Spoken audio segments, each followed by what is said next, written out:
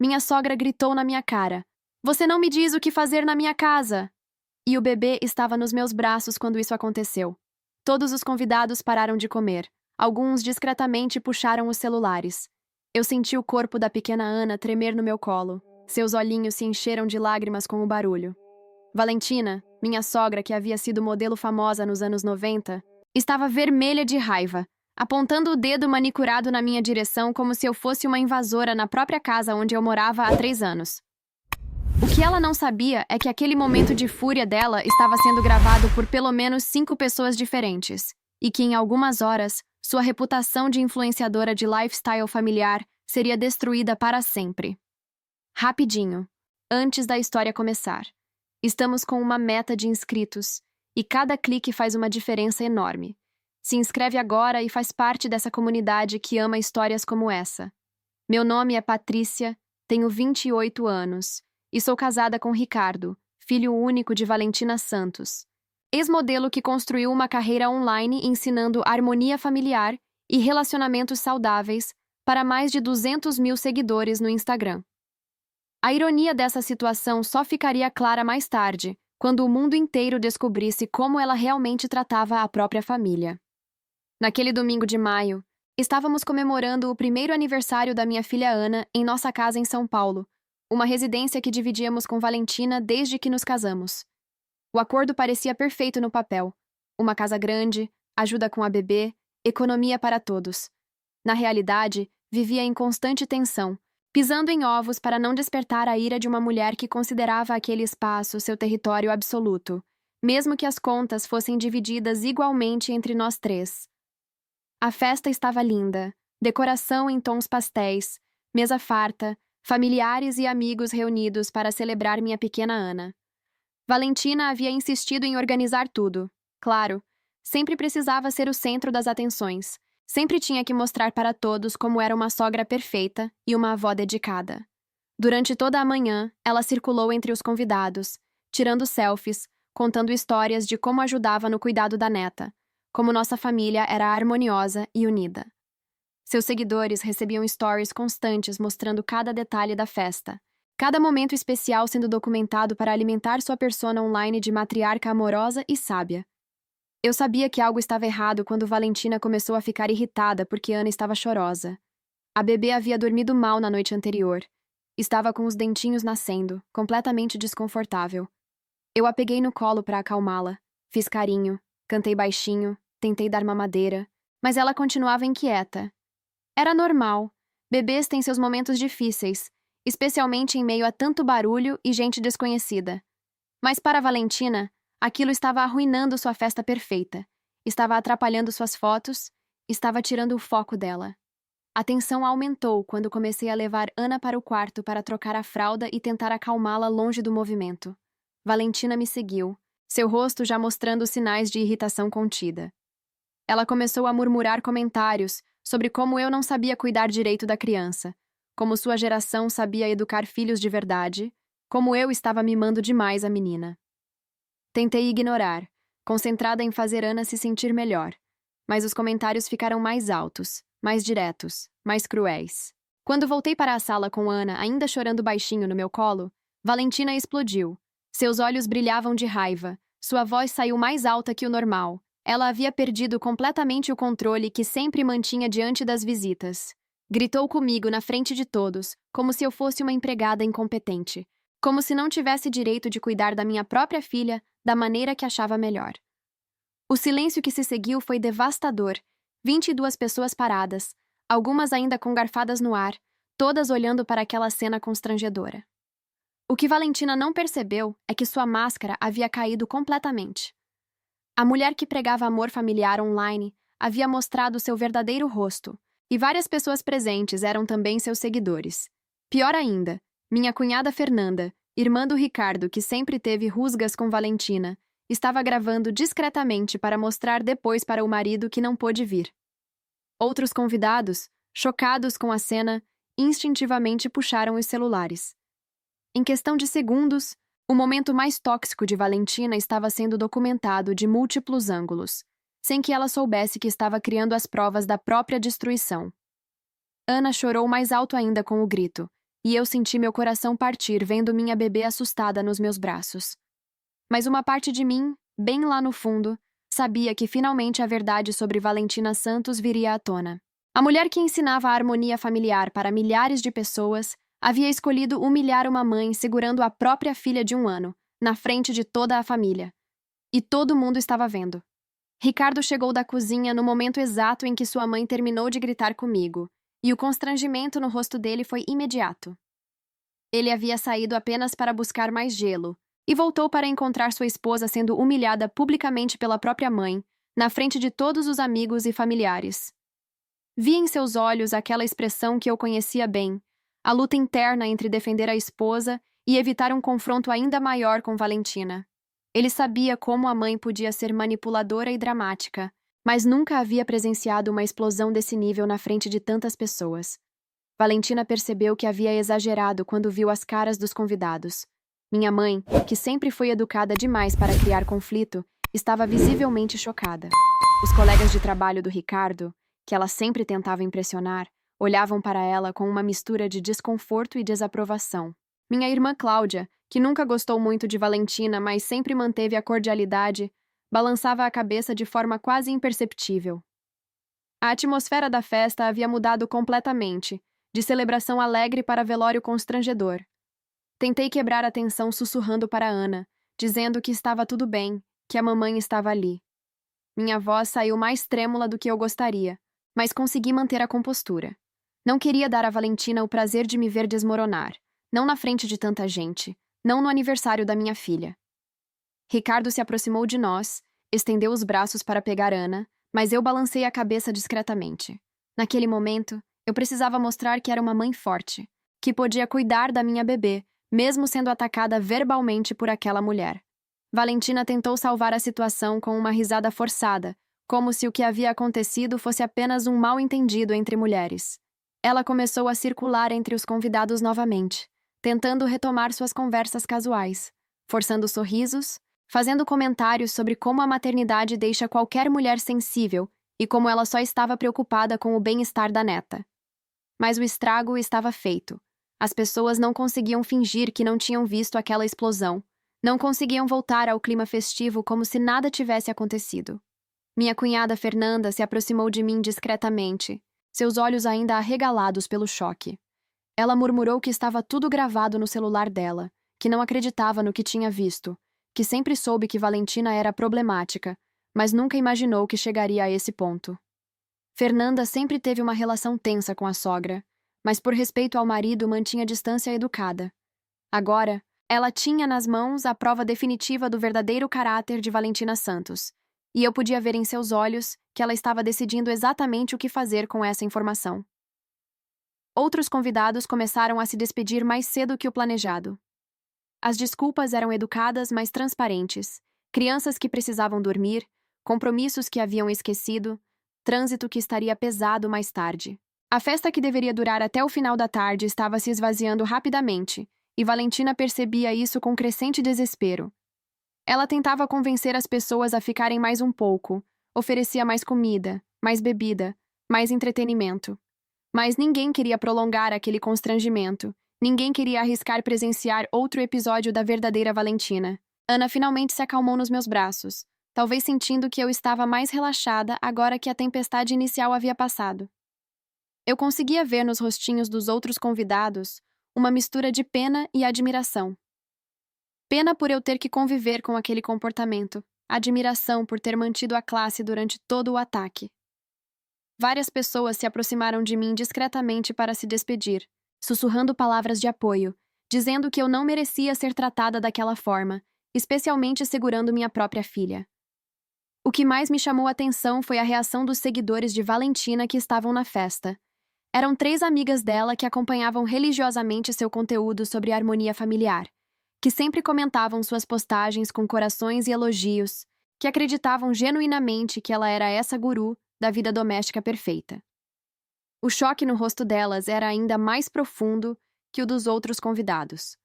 Era como se estivessem vendo sua ídola ser desmascara em tempo real, como se toda a filosofia de vida que seguiam estivesse ruindo na frente dos seus olhos. Ricardo tentou se aproximar da mãe para conversar, Mas ela estava em modo negação total.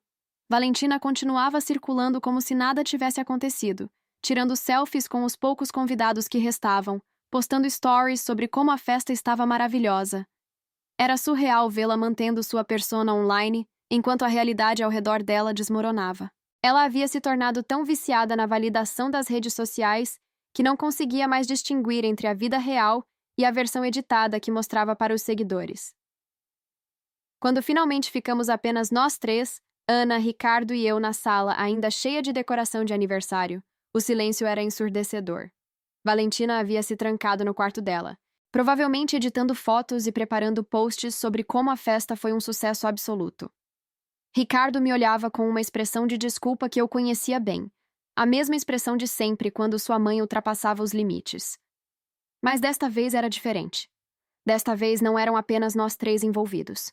Desta vez, o mundo inteiro estava prestes a descobrir quem Valentina Santos realmente era por trás das câmeras. Você já foi humilhado desse jeito na frente da família? Conta nos comentários sua experiência. A segunda-feira chegou como uma bomba nuclear na vida de Valentina Santos. Eu estava amamentando Ana na cozinha quando ouvi o primeiro grito de desespero vindo do quarto dela. Eram 7 da manhã, e ela já estava checando suas redes sociais, como fazia religiosamente todos os dias. Mas desta vez, ao invés dos comentários carinhosos e corações que estava acostumada a receber, ela encontrou uma avalanche de críticas, vídeos compartilhados e mensagens de repúdio que cresciam exponencialmente a cada minuto que passava. Fernanda havia cumprido sua promessa. Durante a madrugada, ela postou o vídeo do ataque de Valentina com uma legenda devastadora. Para quem segue essa influenciadora de harmonia familiar, vejam como ela trata a própria nora segurando a neta de 1 ano. Isso foi ontem, no aniversário da bebê. Que exemplo de família é esse? O vídeo já tinha mais de 50.000 visualizações e estava sendo compartilhado em grupos de mães, fóruns de maternidade e páginas de fofoca. O pior era que dava para ver e ouvir tudo claramente. A voz alterada de Valentina, meu rosto de choque, Ana chorando assustada no meu colo. Ricardo desceu as escadas parecendo que havia visto um fantasma.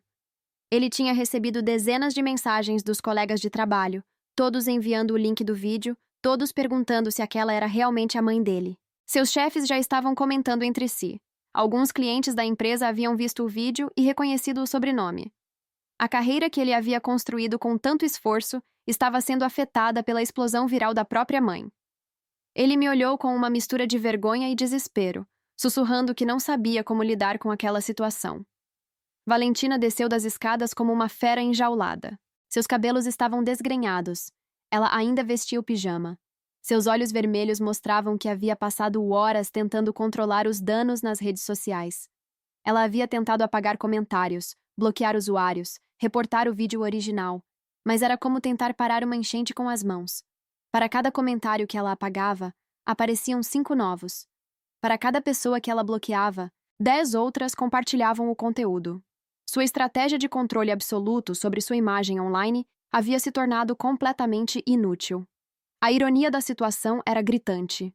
Uma mulher que havia construído sua carreira online pregando amor familiar, respeito mútuo e comunicação não violenta, estava sendo exposta como uma sogra tóxica que gritava com noras segurando bebês. Os mesmos seguidores que costumavam elogiar seus posts sobre como criar um ambiente familiar amoroso, agora estavam revoltados, sentindo-se enganados, traídos pela pessoa em quem confiavam para a orientação familiar.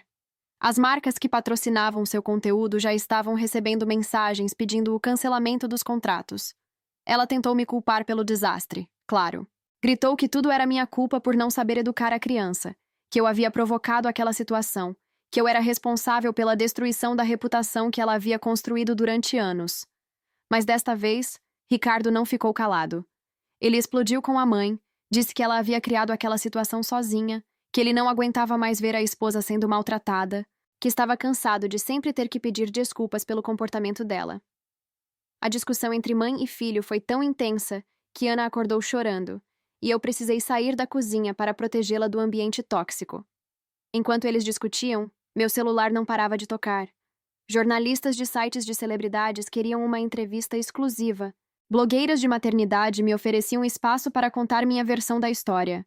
Advogados especializados em casos de difamação se ofereciam para me representar caso eu quisesse processar Valentina por danos morais.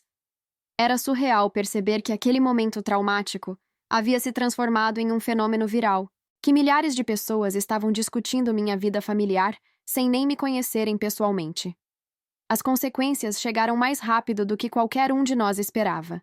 A primeira marca a cancelar o contrato com Valentina foi uma empresa de produtos para bebês, que ironicamente era seu patrocinador mais lucrativo. Eles emitiram um comunicado oficial dizendo que não podiam mais estar associados a alguém que demonstrava comportamento agressivo na presença de crianças. Outras marcas seguiram o exemplo ao longo do dia, todas usando linguagem diplomática, mas deixando claro que estavam se distanciando da imagem tóxica que Valentina havia criado. O mais devastador foi quando começaram a surgir outros relatos de pessoas que haviam presenciado comportamentos similares de Valentina em outras ocasiões. Uma antiga babá que cuidou do Ricardo quando criança fez um post detalhado sobre como Valentina a tratava com desrespeito e arrogância. Funcionários de restaurantes compartilharam histórias sobre como ela era rude com garçons e demandava tratamento VIP por ser influenciadora. Ex-amigas surgiram das sombras contando episódios de manipulação e crueldade que datavam de anos atrás. A queda foi vertiginosa e impiedosa. Em menos de 24 horas, Valentina Santos passou de influenciadora respeitada para pária das redes sociais. Seus seguidores despencaram de 200 mil para menos de 50 mil, sendo que a maioria dos que permaneceram estava ali apenas para acompanhar o desenrolar do escândalo. Seus comentários eram uma chuva constante de críticas, memes cruéis e pedidos para que ela se desculpasse publicamente comigo. Ela havia se tornado exatamente aquilo que mais temia. Um exemplo negativo viral, o tipo de pessoa que as mães usam como exemplo de como não se comportar. Enquanto eu observava aquele colapso acontecendo na minha frente, segurando minha filha, que dormia tranquilamente em meus braços, uma parte de mim sentia uma satisfação silenciosa. Não era vingança, era justiça. Finalmente, o mundo estava vendo a verdadeira Valentina Santos, a mulher por trás da máscara perfeita das redes sociais. E, para minha surpresa, eu descobriria que o pior ainda estava por vir. Se essa injustiça te revolta tanto quanto me revoltou, se inscreve para apoiar histórias como a minha.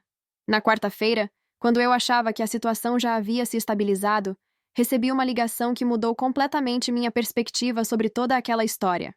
Era da produtora do programa matinal Família em Foco, da Rede Globo, me convidando para dar uma entrevista ao vivo sobre relacionamentos familiares tóxicos e como proteger as crianças. Eles haviam visto o vídeo viral e queriam que eu compartilhasse minha experiência como um exemplo de força e dignidade maternal. A ironia era deliciosa. O mesmo comportamento que Valentina havia usado para me humilhar estava me transformando em porta-voz contra a toxicidade familiar. Ricardo ficou dividido sobre minha participação no programa. Por um lado, ele apoiava minha decisão de falar sobre o que havia acontecido, especialmente porque eu havia sido a vítima da agressão.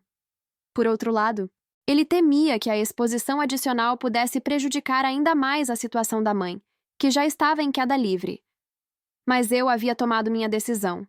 Durante 3 anos, eu havia engolido sapos, aceito humilhações menores, pisado em ovos para manter a paz familiar. Agora que a verdade havia vindo à tona, eu não ia mais me esconder nem minimizar o que tinha acontecido. Valentina tentou me impedir de ir ao programa, obviamente. Ela apareceu na cozinha na manhã da entrevista com uma proposta desesperada. Se eu cancelasse a participação e fizesse um vídeo conjunto com ela pedindo desculpas pelos mal-entendidos, ela me pagaria R$ 10.000 e prometia mudar completamente seu comportamento. Era patético vê-la implorando. A mesma mulher que dias antes me gritava como se eu fosse uma intrusa. Mas eu recusei educadamente. Não se tratava de dinheiro, tratava-se de dignidade, de mostrar para outras mulheres que não precisamos aceitar maus tratos em nome da harmonia familiar. Durante a entrevista, mantive a postura que sempre tive, respeitosa, mas firme. Não falei mal de Valentina como pessoa. Concentrei-me em descrever comportamentos específicos e como eles afetavam não apenas a mim, mas principalmente a Ana.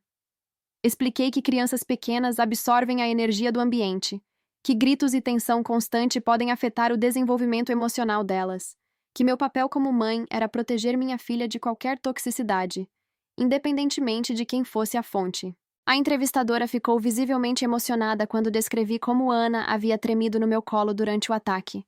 O que eu não esperava era que a entrevista gerasse ainda mais repercussão que o vídeo original.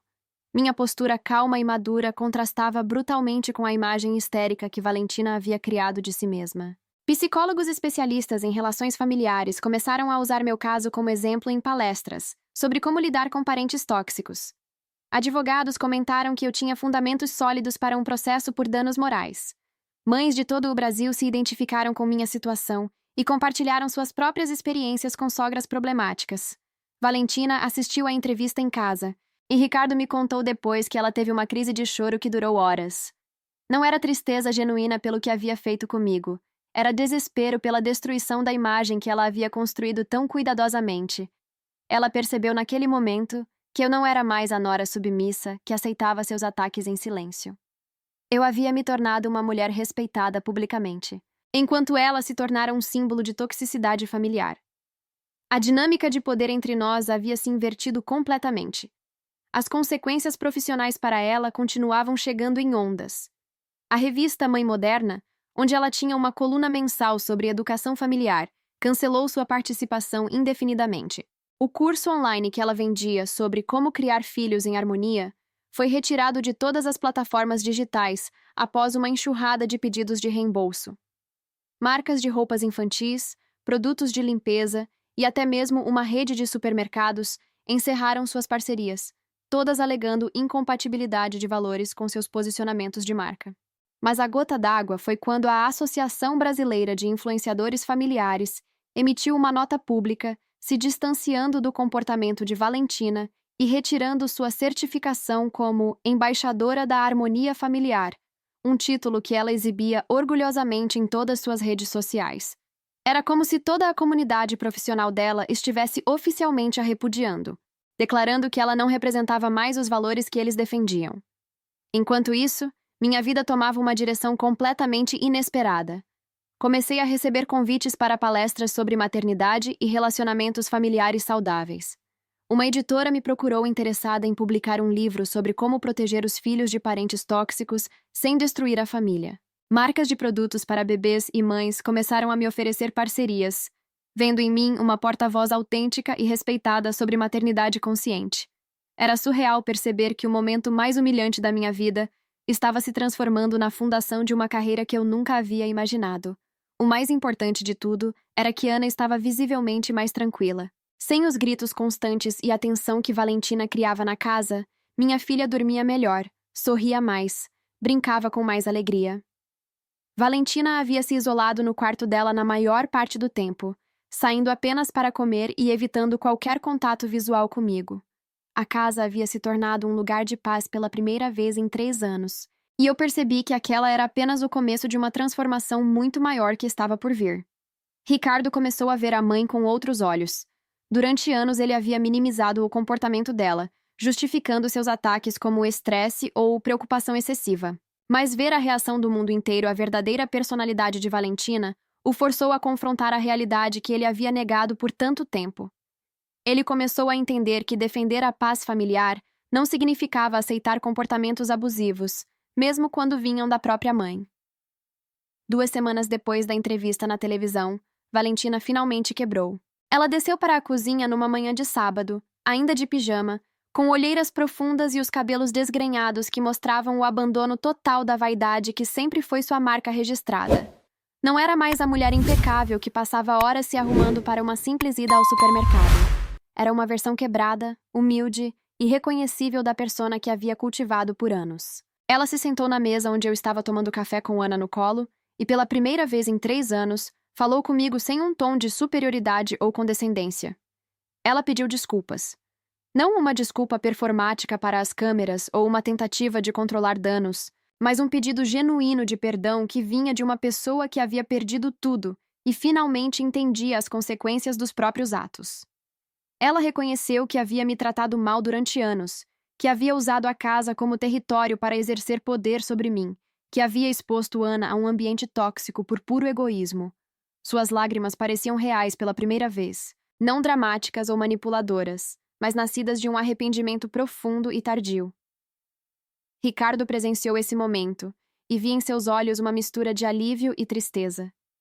Alívio por finalmente ver a mãe assumindo responsabilidade por seus atos. Tristeza por perceber que havia demorado uma humilhação pública devastadora para ela chegar a essa consciência. Ele havia passado semanas dormindo mal, dividido entre apoiar a esposa e lidar com a culpa de ter permitido que aquela situação chegasse ao extremo que chegou. Ver a mãe genuinamente arrependida era um primeiro passo para a cura familiar que todos nós precisávamos. O que me surpreendeu foi minha própria reação. Eu não senti raiva nem satisfação pela queda de Valentina. Senti uma tristeza profunda por ver uma mulher que havia destruído relacionamentos reais em busca de uma imagem perfeita online. Ela havia sacrificado a conexão genuína com o filho e a nora. Havia perdido a chance de ser uma avó presente e amorosa para Ana. Tudo para manter uma persona que no final das contas era completamente falsa. A verdadeira tragédia não era a perda da carreira de influenciadora, era a perda dos relacionamentos familiares que ela poderia ter construído. Mas eu também sabia que perdão não significava voltar ao estado anterior. Aceitei suas desculpas, mas deixei claro que nossa relação precisaria ser reconstruída do zero, baseada em respeito mútuo e limites claros. Eu não seria mais a nora silenciosa que aceitava tudo em nome da paz. Ana não cresceria vendo a mãe ser tratada como cidadã de segunda classe na própria casa. Se Valentina quisesse fazer parte da nossa família de verdade, ela teria que aprender a nos tratar como iguais, não como subordinadas em sua hierarquia pessoal. As consequências financeiras do escândalo forçaram Valentina a tomar decisões práticas sobre o futuro. Sem a renda dos patrocínios e com várias ações judiciais de marcas que se sentiram prejudicadas pela associação com sua imagem, ela não conseguia mais manter o padrão de vida luxuoso que sempre teve. Ricardo e eu decidimos ajudá-la, não por obrigação, mas por escolha consciente de quebrar o ciclo de toxicidade que havia dominado nossa família. Oferecemos apoio financeiro e emocional, mas com a condição de que ela buscasse ajuda psicológica profissional. A terapia foi transformadora para todos nós. Valentina descobriu que seu comportamento controlador e cruel vinha de uma profunda insegurança e necessidade desesperada de validação externa. Sua identidade havia se tornado tão dependente da aprovação online que ela havia perdido a capacidade de construir relacionamentos reais e autênticos. O terapeuta familiar nos ajudou a estabelecer limites saudáveis, a comunicar nossas necessidades de forma não violenta, a reconstruir a confiança que havia sido destruída por anos de conflitos. 6 meses depois do vídeo viral, nossa dinâmica familiar era irreconhecível. Valentina havia aprendido a perguntar antes de dar conselhos sobre Ana, a respeitar minhas decisões como mãe, a colaborar ao invés de tentar controlar. Ela ainda mantinha um perfil nas redes sociais, mas com um conteúdo completamente diferente. Posts honestos sobre sua jornada de autoconhecimento, sobre os erros que cometeu como mãe e sogra, sobre a importância da humildade e do arrependimento genuíno. Ironicamente, essa versão autêntica e vulnerável de Valentina atraiu uma audiência muito mais genuína e engajada que sua persona anterior. Minha própria carreira como palestrante e escritora sobre relacionamentos familiares continuou crescendo. Publiquei um livro chamado Quando o Amor Machuca, protegendo nossas crianças de familiares tóxicos, que se tornou best-seller e ajudou milhares de famílias a lidar com situações similares. Mas o mais importante era que Ana estava crescendo em um ambiente de respeito mútuo, vendo como conflitos podem ser resolvidos com maturidade e como pessoas podem mudar quando assumem responsabilidade por suas ações. A história que começou com um grito humilhante em uma festa de aniversário se transformou em uma lição poderosa sobre dignidade, consequências e redenção. Valentina aprendeu que relacionamentos reais são mais valiosos que seguidores virtuais. Ricardo aprendeu que proteger a família às vezes significa confrontar pessoas que amamos. E eu aprendi que minha voz tinha poder, que minha dignidade não era negociável, que proteger minha filha era mais importante que manter uma paz superficial. Hoje, quando olho para Ana brincando no jardim com a avó que finalmente aprendeu a amar de forma saudável, me sinto grata por ter tido a coragem de não aceitar o inaceitável. Às vezes, os momentos mais dolorosos de nossas vidas são também os catalisadores para as transformações mais necessárias. Às vezes precisamos que o mundo inteiro veja nossa dor, para que as pessoas que mais amamos finalmente entendam o mal que estavam causando. Se minha história te mostrou que nunca devemos subestimar o poder da dignidade, e que toda família merece respeito mútuo, se inscreve no canal e compartilha para que outras pessoas encontrem força para transformar suas próprias situações.